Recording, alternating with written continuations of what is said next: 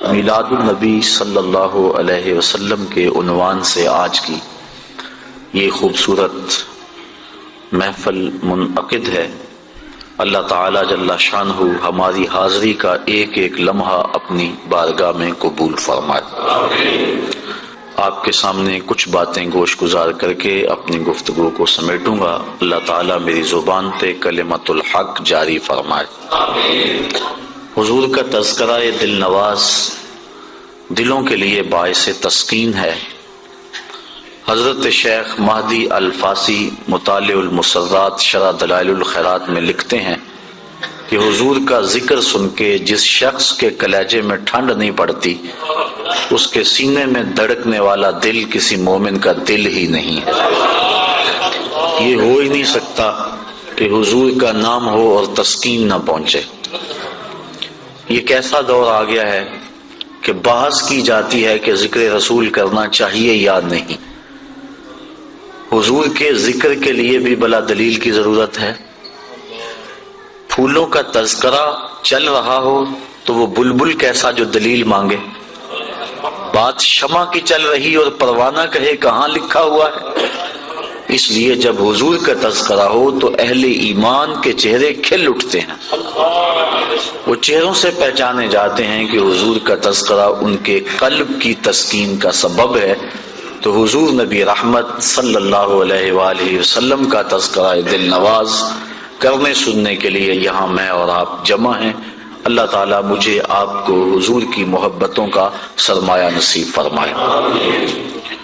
قرآن مجید سے جو بابرکت کلمات آپ کے سامنے تلاوت کیے ان پر کچھ باتیں آپ کے گوش گزار کرنا چاہوں گا۔ ارشاد فرمایا قد جاءکم من اللہ نور و کتاب مبین، بے شک تمہارے پاس اللہ کی جانب سے ایک نور اور روشن کتاب آئے۔ یہاں معتبر اور جمہور مفسرین کی رائے کے مطابق نور سے مراد ذات رسالت مآب صلی اللہ علیہ وسلم ہے۔ آنے والا اس اہتمام سے آیا کہ اللہ تعالیٰ جل شانہ نے اپنے محبوب کو پورا پروٹوکول عطا کیا۔ آنے والے کی دھوم مچی ہوئی تھی، لوگ تذکرے کر رہے تھے۔ کوئی کہہ رہا ہے میں جا رہا ہوں بس میرے بعد وہی آئے گا، مبشرم برسولی یاتی من بعد اسمہ احمد، کہ اس کا نام بھی بتا دیا۔ کوئی کہہ رہا ہے لیسا بفظ ولا بغلظ، کوئی کہتا ہے اسمہ المتوکل۔ تو آنے والے کا تذکرہ ہو رہا ہے، اور پھر جب وہ آیا اللہ تعالیٰ جل شانہ نے اس آنے والے کی آمد کی خبر پورے اہتمام سے لوگوں تک پہنچائی۔ قد جاءکم من اللہ نور، ذرا غور کیجئے، قد پہلے قد ہے، پھر جا کے اوپر مد ہے، پھر شد ہے، مطلب آنے والا یوں ہی نہیں آیا بلکہ بڑی شد و مد کے ساتھ آیا، بڑے پروٹوکول سے آیا ہے۔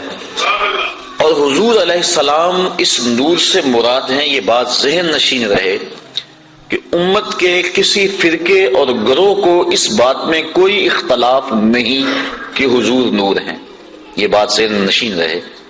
سارے حضور کو نور مانتے ہیں، چاہے کسی بھی مکتبہ فکر سے ان کا تعلق ہو۔ نور کی تقسیم کے بارے میں امت میں اختلاف پیدا ہو گیا۔ حضور نور ہدایت ہیں، اس بات کو سارے تسلیم کرتے ہیں۔ مانوی نور ہیں، اس بات کا کوئی فرقہ اور کوئی گروہ انکار نہیں کر سکتا۔ وہ نور جہالت کی ضد، وہ نور ظلمت کی ضد، اور اللہ کے محبوب علیہ السلام کے آنے سے ہر سمت اجالے پھیل گئے۔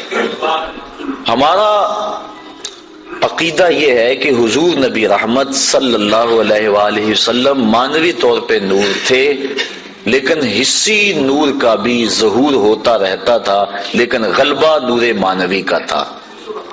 کبھی ایسا ہوتا کہ رات کو موجود ہوتے اندھیرا چھایا رہتا، اس وقت مانوی نور کا ظہور ہو رہا ہے، اور کبھی ایسا ہوتا کہ حجرہ عائشہ میں اندھیرا ہے، عرض کرتے ہیں حضور سوئی نہیں مل رہی، تو آقا کریم مسکرا دیتے ہیں، فرماتی ہیں فتبینت العبرۃ بشعاع نور وجہہ، تو میں نے حضور کے چہرے کی چمک سے اپنی گمی ہوئی سوئی کو تلاش کر۔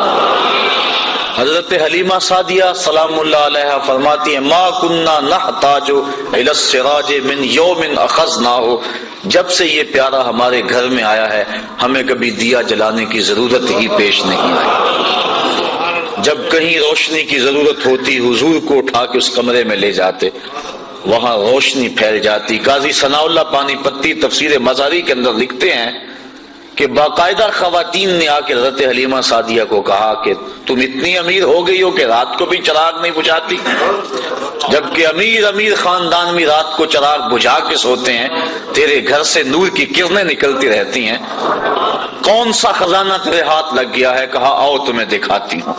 عورتوں کو ساتھ لیا اور حضور پالنے میں تھے، اشارہ کر کے کہا ما کننا نحتاج الی السراج من یوم اخذناہ، جب سے یہ آیا ہے میں نے دیے توڑ دیے ہیں۔ دیے کی ضرورت نہ مشعل کی حاجت، عجب روشنی تو نے پائی حلیمہ۔ تو حضور جدھر گزرتے گئے اس طرف نور پھیلتا گیا، اجالے ہوتے گئے، روشنیاں پھیلتی گئی۔ بیربل ہوا ایک شخص، اکبر بادشاہ کا ہندو وزیر تھا۔ ایک دن بادشاہ اپنے محل میں بیٹھا ہے کہ سارے چراغ بجھ گئے، کسی روشن دان سے ایسی ہوا آئی کہ گھپ اندھیرا طاری ہو گیا۔ بادشاہ گھبرا گیا، تھوڑی دیر کے بعد چراغ روشن ہو گئے۔ اس نے کہا میں بہت پریشان ہوا ہوں، قبر میں کیا بنے گا؟ وہاں تو سخت اندھیرے ہوں گے، یہ تم لوگ میرے پاس تھے، آوازیں ہم ایک دوسرے کی سن رہے تھے، لیکن جی گھبرا گیا، تو اس اندھیرے میں کیا بنے گا؟ تو بیربل جو وزیر تھا اکبر کا، اس نے کہا بادشاہ سلامت، گھبرانے کی کیا ضرورت، دنیا پہ تھوڑا اندھیرا تھا، حضور آئے تو اندھیرے چھٹ گئے، اب حضور قبر میں چلے گئے ہیں، وہاں بھی اجالے ہی اجالے۔ تو حضور جن راہوں سے گزرتے وہاں روشنیاں پھیل جاتی، تو حصی نور اللہ کے محبوب علیہ السلام کا اس کا ظہور ہوتا رہتا تھا۔ آج کس نشست کے اندر میں نے حضور کے مانوی نور پر گفتگو کرنی ہے، جس میں امت کے کسی گروہ کا کوئی اختلاف موجود نہیں ہے۔ حضور نور ہدایت ہے، مانوی نور ہے۔ مانوی نور کسے کہتے ہیں؟ جس کو عقل نور قرار دے۔ یہ نور ہے، چمک رہا ہے، دیواروں پہ دکھائی دے رہا ہے، قوت باصرہ سے اس کا ادراک ہو رہا ہے، اس کو حصی نور کہتے ہیں۔ لیکن قرآن نور ہے، اسلام نور ہے، عدل نور ہے، سچائی نور ہے۔ یہ مانوی اعتبار سے نور ہے کہ عقل اس کو نور قرار دیتی ہے۔ اللہ کے محبوب علیہ السلام کے مانوی نور ہونے میں امت میں کوئی اختلاف نہیں کہ اللہ کے محبوب علیہ السلام جب آئے تو کائنات کی ظلمتیں چھٹ گئیں۔ اس قدر اندھیرے پھیلے ہوئے تھے، اس قدر ظلمتیں پھیلی ہوئی تھی۔ قرآن مجید کے دامن میں موجود ہے کہ جب کسی کو یہ خبر دی جاتی کہ تیرے ہاں بیٹی نے جنم لیا ہے تو اس کا منہ کالا ہو جاتا۔ آبرو بچانے کا ایک ہی راستہ تھا کہ وہ اپنی بیٹی کو اپنے ہاتھوں سے گڑا کھود کے دھکا دے کے اوپر سے مٹی انڈھیل دے، اس کی چیخیں اس کے دل پہ اثر نہ کریں، وہ روتی رہے، یہ مٹی انڈھیلتا رہے۔ اگر کوئی اتنا سفاک ہے، اگر کوئی اتنا ظالم ہے تو سمجھ لو کہ وہ معاشرے میں جینے کے قابل ہے، اور اگر کسی کے اندر اپنی بیٹی کو اپنے ہاتھوں سے زندہ درگور کرنے کی سکت نہیں ہے تو وہ اس قابل نہیں ہے کہ وہ معاشرے میں سر اٹھا کے چلے۔ یہ عرب معاشرہ ہے جس کو قرآن مجید فرقان حمید نے بیان کیا۔ اللہ کے محبوب علیہ السلام نے آ کے اس ڈگر کو بدلا۔ حدیث آپ نے علماء سے سینکڑوں بار سنی ہوگی، لیکن شاید کبھی اس تناظر کے اندر سوچنے کا موقع نصیب نہ ہوا ہو۔ اللہ کے محبوب علیہ السلام نے جو اپنی بیٹی کے بارے میں جملہ محبت کہا، آج اگر میں اور آپ اپنی بیٹی کے لیے محبت بھری کوئی بات کہہ دیتے ہیں تو یہ بڑی بات نہیں۔ اس معاشرے کے اندر بیٹی کی آبرو ہے، بیٹی کی عزت ہے، اور بیٹی کی توقیر ہے ہمارے اس معاشرے کے اندر۔ بوڑھا باپ اپنی کمر پہ بوریاں لاد لاد کے مزدوری کرتا ہے کہ میں نے بیٹی کے ہاتھ پیلے کرنے ہیں۔ یہ باپ تو سفاک تھا، یہ تو قتل کرتا تھا، یہ تو زندہ درگور کرتا تھا، اور یہ ساری رات اوور ٹائم لگا رہا ہے، یہ بیٹی کے لیے محنت کر رہا ہے، فیکٹری کے اندر بھائی اوور ٹائم لگا رہا ہے، یہ زندہ درگور کرتے تھے۔ کیا ماجرا ہوا؟ کس نے ڈگر بدلی؟ کس نے حالات کا رخ پلٹ دیا؟ 14 صدیاں قبل کی تاریخ پڑھ کے دیکھو، وہ جو دھکا دیتے تھے گڑھے کے اندر، اور اس پہ افتخار تھا، انہیں فخر تھا، آقا کریم نے اس دور میں کلمہ حق بلند کیا، کہا بیٹیوں کو زندہ درگور کرنے والوں اور منحوس سمجھنے والوں سن لو، فاطمہ تو بضعۃ منی، میری فاطمہ میرے جگر کا ٹکڑا ہے۔ اس دور میں کہنا جبکہ بچیوں کو ذبح کیا جا رہا تھا، زندہ درگور کیا جا رہا تھا، بہنوں کو بھائی قتل کرتے تھے کہ کل ہمارا کوئی بہنوئی نہ کہلائے، تو اس دور میں یہ جملہ کیا معنی رکھتا ہے؟ آج اگر میں اپنی بیٹی کے لیے، آپ اپنی بیٹی کے لیے کوئی محبت بھرا جملہ بولتے ہیں، کہتے ہیں، لکھتے ہیں، تو یہ بڑی بات نہیں کہ اس دور میں تو بیٹی کو عزت حاصل ہے۔ جس دور میں زندہ درگور کیا جاتا تھا اس دور میں حضور کا فرمان کہ میری بیٹی میرے جگر کا ٹکڑا ہے، اور پھر معاشرے کے اندر بیٹی کی آبرو، بیٹی کا وقار بلند ہوا، اور اللہ کے محبوب علیہ السلام نے ارشاد فرمایا جو دو بچیاں یا دو بہنیں اللہ کی رضا کے لیے پروان چڑھائے اور ان کا نکاح کر دے اللہ کی رضا کے لیے، قیامت کے دن وہ میرے ساتھ اس طرح ہوگا جس طرح یہ میری دو انگلیاں قریب ہیں۔ ایک صاحب نے عرض کی حضور اگر کسی کی ایک بیٹی ہو تو آقا کریم نے فرمایا اس کو بھی یہ اعزاز نصیب ہوگا۔ ذرا اس کے پیچھے کا فلسفہ دیکھیے۔ اس نے عرض کی حضور اگر کسی بیچارے کی ایک بیٹی ہو تو کہاں بیٹی کو زندہ درگور کیا جا رہا ہے، اور کہاں جس کی ایک بیٹی ہے وہ سوچ رہا ہے کاش کہ میری بھی دو بیٹیاں ہوتی، مجھے ایک بیٹی دی گئی ہے میری بھی دو بیٹیاں ہوتی اور یہ اعزاز و تکریم میں بھی حاصل کر لیتا۔ تو کہاں بیٹیاں ماں باپ کے لیے باعث ننگوار، اور کہاں بیٹیاں ماں باپ کے لیے عزت کا سبب قرار پائیں، اور ان کے سبب سے والدین کی مغفرت ہوتی ہے، دنیا میں بھی وقار اور آخرت میں بھی وقار۔ حضور نبی رحمت صلی اللہ علیہ وآلہ وسلم گھر میں تشریف لائے تو ام المومنین حضرت عائشہ صدیقہ رضی اللہ تعالی عنہا محبوب کائنات نے عرض کی حضور آج عجیب ماجرا ہوا، ہمارے گھر میں ایک خاتون آئی جو کہ حبشی نژاد تھی، اور اس کے دونوں پہلوؤں میں اس کی دو بیٹیاں تھیں۔ اس نے صدا لگائی، میں نے سارا گھر ڈھونڈا لیکن اس کو دینے کے لیے کچھ نہ ملا۔ میں نے پھر کوشش کی کہ حضور کا گھر ہے اور سائل خالی نہ جائے، میں نے دوبارہ کوشش کی تو ایک خشک کھجور مل گئی، چوہارا مل گیا، میں نے وہی چوہارا اٹھا کے اس عورت کو دے دیا۔ سخت بھوک لگی ہوئی تھی، اس کا پیٹ کمر سے لگا ہوا تھا، لیکن اس نے اس کھجور کو دو حصوں میں تقسیم کیا، اور ایک اس بیٹی کے منہ میں ڈال دیا اور ایک ٹکڑا اس بیٹی کے منہ میں ڈال دیا۔ خود بھی بھوکی تھی لیکن اس نے خود نہیں کھایا۔ یہ کہتے کہتے ام المومنین آبدیدہ ہو گئی کہ حضور وہ خود بھی بھوکی تھی لیکن اس نے یہ بیٹیوں کو دیا۔ تو آقا کریم فرمایا عائشہ کل قیامت کے دن گناہوں کے سبب سے یہ خاتون اگر جہنم کا ایندھن بننے لگی تو یہ بیٹیاں درمیان میں آڑ بن کے کھڑی ہو جائیں گی، اے اللہ ہم اپنی ماں کو جہنم میں نہیں جانے دیں گی، اور اللہ ان کی سفارش مان کے ان کی ماں کو جنت عطا فرما دے۔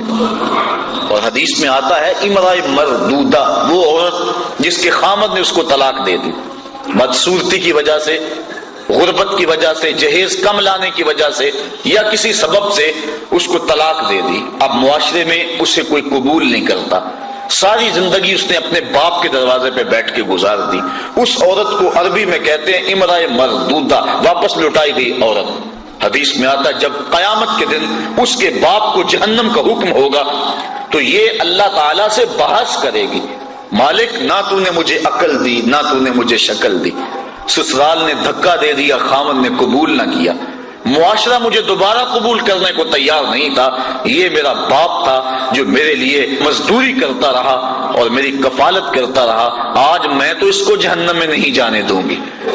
وہ رابعہ بصریہ نہیں، عام سی عورت، لیکن قیامت کے دن اللہ اس کے باپ کو اس کی سفارش مان کے جنت کی راہیں عطا فرما دے گا۔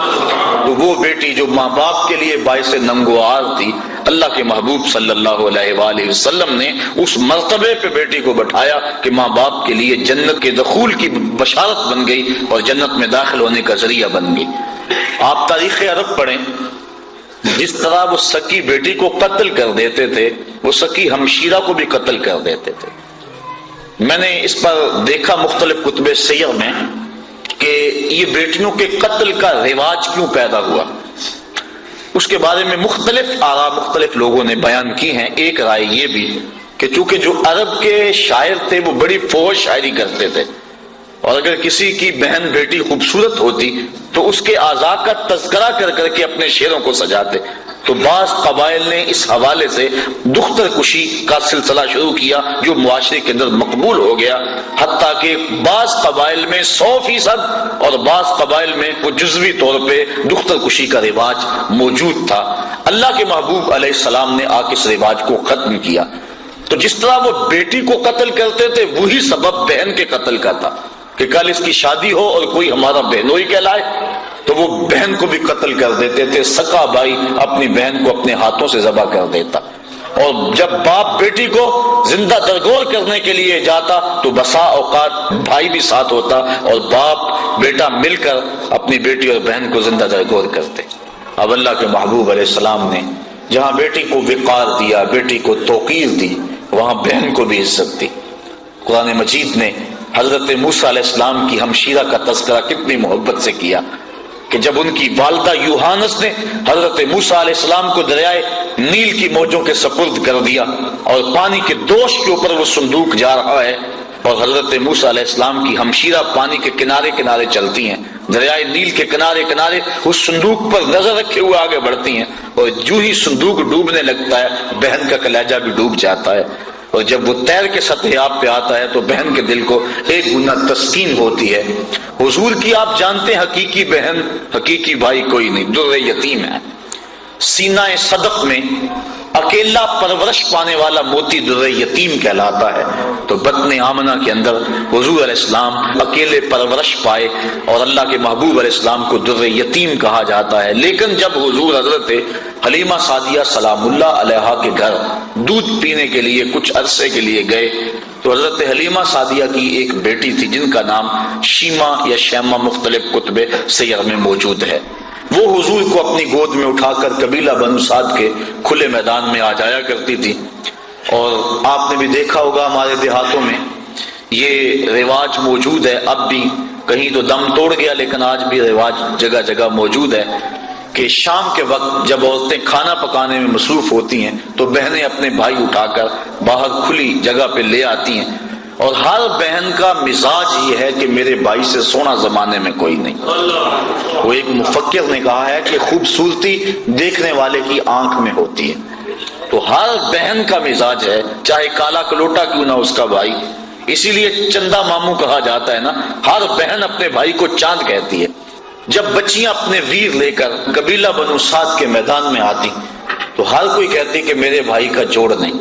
اگر کسی کی رنگت کالی ہوتی تو وہ نقوش کو معیار حسن قرار دیتی کہ حسن کا تعلق رنگت سے نہیں نقوش سے ہے، میرے بھائی کے نقوش تو دیکھو. اور اگر کسی کا رنگ سفید ہوتا تو وہ کہتی ہے کہ رنگ نہیں تو کچھ نہیں، میرے بھائی کا رنگ بڑا چٹا ہے لہذا میرا بھائی بڑا خوبصورت ہے. بحث مباحثہ ہو رہا ہوتا اور کوئی ماننے کو تیار نہ ہوتی کہ میرا بھائی کسی سے کم ہے، اتنے میں حضرت شیمہ اپنے ویر محمد کو اٹھا کے لے آتی اور جو ہی وہ آتی اور کہتی ہاں میرا بھائی بھی آ گیا تو وہ کہتی نہیں شیمہ تیرے ویر کا مقابلہ تو نہیں نا. تو کتب میں آتا ہے کہ حضرت شیمہ کا سر فخر سے بلند ہو جاتا اور پھر حضور کو سینے سے چمٹا لیتی اور دعا دیتی ربنا ابق لنا محمدا حتی اراہ یافعا وامردا، اے اللہ میرے ویر محمد کو سلامت رکھنا، اس کو شالا نظر نہ لگے میرا ویر آج بچوں کا سردار ہے، کل میں اپنی آنکھوں سے دیکھوں کہ جوانوں کی بھی سرداری کرے. حضرت شیخ محقق نے بھی اس واقعہ کو لکھا ہے، کتب سیر میں موجود ہے کہ ایک غزوے میں حضرت شیمہ کے قبیلے کے ساتھ لڑائی ہوئی. چونکہ ان کی شادی ہو گئی، اولاد ہو گئی. جس قبیلے میں حضرت شیمہ کا نکاح ہوا تھا مدینہ شریف کے دور میں، مدنی دور میں حضور کی لڑائی غزوہ اس قبیلے کے ساتھ ہوا. اس قبیلے کے کافی لوگ پکڑے گئے، گرفتار ہو گئے، کچھ قتل کر دیے گئے. گرفتار شدگان کو چھڑانے کے لیے عرب کے رواج کے مطابق وہ فدیے کی رقم اکٹھی کر رہے تھے کہ چلتے چلتے حضرت شیمہ کے گھر آئے. انہوں نے پوچھا یہ رقم تم کیوں اکٹھی کر رہے ہو، یہ فنڈ کس لیے اکٹھا کیا جا رہا ہے؟ انہوں نے بتایا کہ ایک شخص سے ہماری لڑائی ہوئی ہے جو ادعائے نبوت رکھتا ہے، مدینے میں اس کا بسیرا ہے، اتنے ہمارے بندے پکڑے گئے ہیں، ان کو چھڑانا ہے. کہا کیا نام ہے اس کا؟ کہا نام اس کا محمد ہے صلی اللہ علیہ وسلم. بس آنکھوں سے آنسو جاری ہو گئے. کہا اچھا اس نے تمہارے بندے پکڑے؟ کہا ہاں. کہا پھر رقم اکٹھی نہ کرو. کہا کیوں؟ کہا مجھے ساتھ لے چلو. کہا تو کیا کرے گی؟ کہا میں تمہارے بندے چھڑا کے لاؤں گی۔ کہا تو کیسے چھڑائے گی؟ کہا وہ میرا ویر لگتا ہے، وہ میرا بھائی لگتا ہے۔ قوم کے سردار ساتھ ہیں، حضرت شیما قوم کے سرداروں کو لے کر حضور کے خیمہ نوری کی طرف بڑھ رہی ہیں۔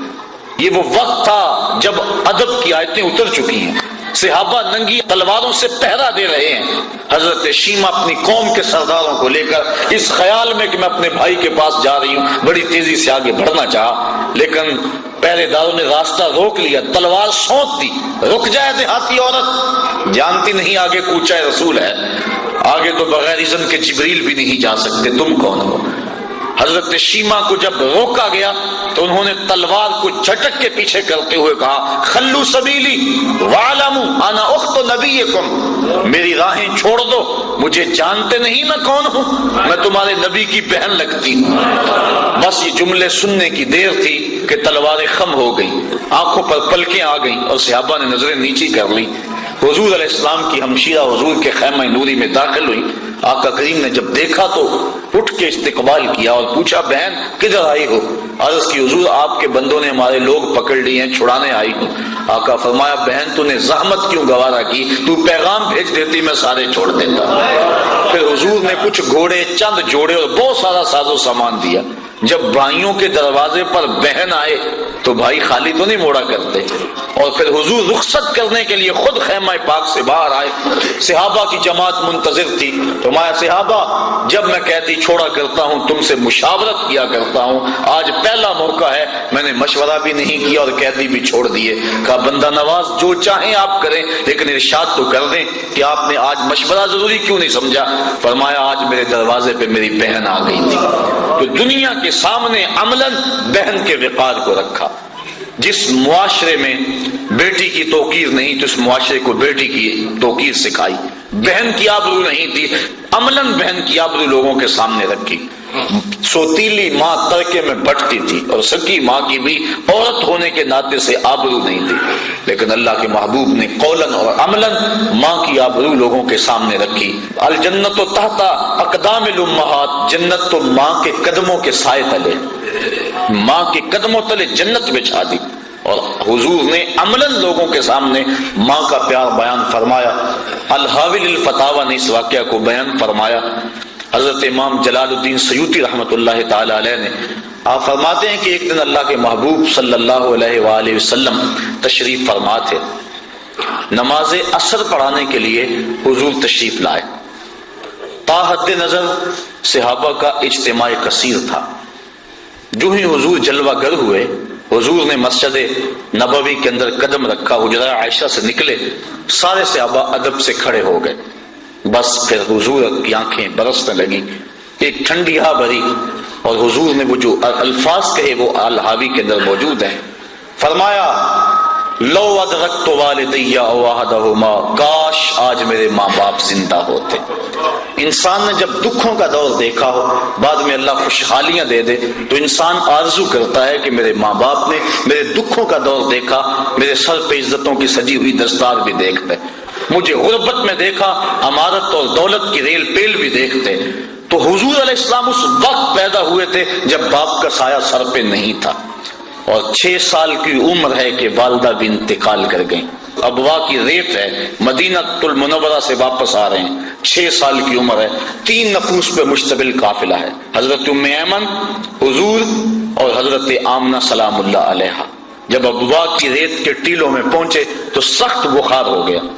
حضرت آمنہ سمجھ گئی کہ میرا یہ بخار جان لیوا ثابت ہوگا، تو انہوں نے ام ایمن کو بلایا، کہا میرے اس بیٹے کو بحفاظت امیر قریش عبد المطلب تک پہنچا دینا۔ اور پھر حضور کو سامنے بٹھا کے آخری باتیں کرنا چاہیے، لیکن ضبط کے بندھن ٹوٹ گئے اور آنکھوں سے چھم چھم آنسو ٹپکنے لگے۔ بمشکل چند باتیں کر سکی جو تاریخ نے محفوظ کر لی۔ ابن حشام نے سیرت نبویہ کے ان الفاظ کو لکھا۔ حضور کے سر پہ حضرت آمنہ نے ہاتھ رکھا، کہا بیٹا ہر نئی چیز نے پرانی ہو جانا ہے، ہر باقی نے فنا ہو جانا ہے، میں بھی جا رہی ہوں، وذکر باق، لیکن میرا ذکر نہیں مٹے گا، وولدت طہرا، اس لیے کہ تیرے جیسا ستھرا بیٹا چھوڑ کے جا رہی ہوں۔ جن ماؤں کے بیٹے اتنے اچھے ہوں ان ماؤں کے تذکرے نہیں مٹا کرتے۔ یہ جملے کہے اور حضرت آمنہ کا انتقال ہو گیا۔ حضور پھر اپنی والدہ کے پاس پھوٹ پھوٹ کے روئے اور بار بار پوچھتے تھے امی آپ بولتی کیوں نہیں؟ 6 سال کی عمر، پھر انہی پتھروں میں اور انہی ریت کے اندر اپنی ماں کی تدفین کی اور آنکھوں سے آنسوں کا چھڑکاؤ قبر پہ کیا۔ آج ہو بھی کیا سکتا تھا؟ مدینے میں حضور کی ماں کا آج انتقال ہوتا تو فرشتے جنت سے پھول لے کر آتے، کتنے صحابہ جنازے کے جلوس میں ہوتے، لیکن غربت، تنہائی، وہ کیا کسی شاعر نے کہا تھا تجھے کن پھولوں سے ہم کفن دیں، تو جدا ہی ایسے موسموں میں ہوا جب درختوں کے ہاتھ پھولوں سے خالی تھے۔ اللہ کے محبوب علیہ السلام نے اس حالت کے اندر ماں کی قبر کو چھوڑا اور ام ایمن کے ساتھ چمٹ کے بیٹھ گئے۔ روایات میں آتا ہے کہ اللہ کے محبوب کی عمر ابھی 8 سال کی تھی کہ جناب عبد المطلب کا انتقال بھی ہو گیا۔ جب امیر قریش کا جنازہ اٹھا تو سارا مکہ امڈ آیا، لیکن 8 سال کا بچہ کبھی اس دیوار کے ساتھ لگ کے روتا تھا، کبھی اس دیوار کے ساتھ لگ کے روتا تھا۔ پھر شاب ابی طالب کی گھاٹیاں بھی آئیں، مکے کی سختیاں بھی آئیں، طائف کے بازار بھی آئے، رستے کے اندر کھدتے ہوئے گڑے، بچھتے ہوئے کانٹے، پھینکی جانے والی اوجریاں اور ڈالا جانے والا کوڑا، کن کن مراحل سے حضور نہیں گزرے، کبھی عرش پر کبھی فرش پر۔ اللہ اکبر، کیا معاملے ہیں، کن کن راہوں سے حضور نہیں گزرے۔ اور آج مدینہ کا ماحول ہے، آیت ادب کی اتر چکی ہیں، خبردار میرے نبی کی آواز سے آواز بھی اونچا نہ کرنا ورنہ عمل ضائع کر دوں گا، تمہیں خبر نہیں ہونے دوں گا۔ وہ وقت گزر گیا جب پتھر مارتے تھے، اب صحابہ نبی کی چوکھٹ پہ حاضر ہونا چاہتے ہیں۔ اللہ ادب سکھاتا ہے، پہلے جاؤ گھر سے صدقہ لو، پھر فقیر کو ڈھونڈو، پھر فقیر کو صدقہ کرو، پھر نبی کی چوکھٹ پہ آؤ، تمہیں پتہ چلے ہم کس وقت کی بارگاہ میں جا رہے ہیں۔ اب حضور تشریف لائے، صحابہ ادب سے کھڑے ہو گئے، امٹتے ہوئے محبتوں کے جذبات کو دیکھا، آنکھیں چھلک پڑی اور فرمایا کاش آج میری ماں زندہ ہوتی، وانا اصلی صلاۃ العشاء، اور میں لوگوں کو نماز عشاء پڑھا رہا ہوتا اور نماز میں سورہ فاتحہ کی تلاوت کر رہا ہوتا، پھر میری ماں کو میرے ساتھ کوئی کام یاد آ جاتا، وہ دروازے پر آتی، چلمن سرکاتی اور اپنے میٹھے اور مد بھرے لہجے میں کہتی ابنی محمد، میرے بیٹے میری بات سنو۔ تو میں لوگوں نماز چھوڑ کے پہلے ماں کی بات کو سن لیتا، عملاً ماں کا پیار لوگوں کے سامنے رکھا۔ آئیے، جب بیٹی کی توقیر نہیں تھی، زندہ درگور ہوتی تھی، جب بہن کو بھائی قتل کرتا تھا، کل میرا کوئی بہنوئی نہ کہلائے، جب ماں ترکے میں بٹتی تھی، اس دور میں بیوی کی آبرو کیا ہوگی؟ آج کے اس مہذب دور میں بھی ایسے لوگ ہیں جو بیوی کو پاؤں کا جوتا خیال کرتے ہیں، تو جب ان 3 رشتوں کا تقدس بھی نہیں تھا تو اس دور میں بیوی کی آبرو کیا ہوگی؟ لیکن اللہ کے محبوب صلی اللہ علیہ وسلم نے ازواج مطہرات کے ساتھ جو حسن سلوک کی داستان رقم کی، دنیا کے سامنے بیوی کو وقار کی مسند پہ بٹھایا، کسی کو حمیرہ کہہ کے پکار رہے ہیں، کسی کے لیے جانور ذبح کر کے اس کے گوشت کے ٹکڑے ان کی سہیلیوں کے گھر میں بھیج رہے ہیں۔ حضرت عائشہ صدیقہ رضی اللہ تعالیٰ عنہ فرماتی ہیں کہ کثرت سے حضور حضرت خدیجہ الکبریٰ کا تذکرہ کرتے، میرا ان سے جو رشتہ تھا اس اعتبار سے ایک دن مجھ سے نہ رہا گیا اور میں نے کہہ ہی دیا، حضور آپ اس بوڑھی عورت کا تذکرہ نہیں چھوڑتے جبکہ اللہ نے آپ کو بہتر ازواج عطا کر دی۔ بس پھر حضور غصے میں آ گئے، فرمایا عائشہ مجھے خدیجہ کے بارے میں تکلیف مت دو، جب پورے مکے نے میرا انکار کیا تھا اس نے میرا اقرار کیا تھا، اس کا تذکرہ میں کیسے چھوڑ سکتا ہوں؟ جب زمانہ میرا مخالف تھا اس نے میرا ساتھ دیا تھا۔ فرماتے اس کے بعد کبھی بھی میں نے ان کے بارے میں کوئی بات نہیں کی۔ اور حضرت فاطمہ زہرا رضی اللہ تعالیٰ عنہ فرماتی ہیں جب میری والدہ حضرت خدیجہ الکبریٰ کا وقت آخر آیا، انہوں نے کہا بیٹا جاؤ اپنے باپ سے چادر مانگ لاؤ۔ میں حاضر ہوئی، حضور نے پوچھا بیٹا اپنی ماں سے پوچھو چادر کیا کرنی ہے؟ میں پوچھنے کے لیے آئی تو حضور بھی پیچھے آ گئے۔ تو حضرت خدیجہ نے عرض کی حضور اس وقت جو کیفیت ہے مجھے محسوس ہو رہا ہے کہ وقت آخر ہے، میں چاہتی ہوں کہ اس چادر سے مجھے کفن دیا جائے تاکہ اس کی برکت مجھے قبر میں برزخ میں نصیب ہو۔ اب سنیے لفظ اللہ کے محبوب نے جو اس موقع پہ فرمائے،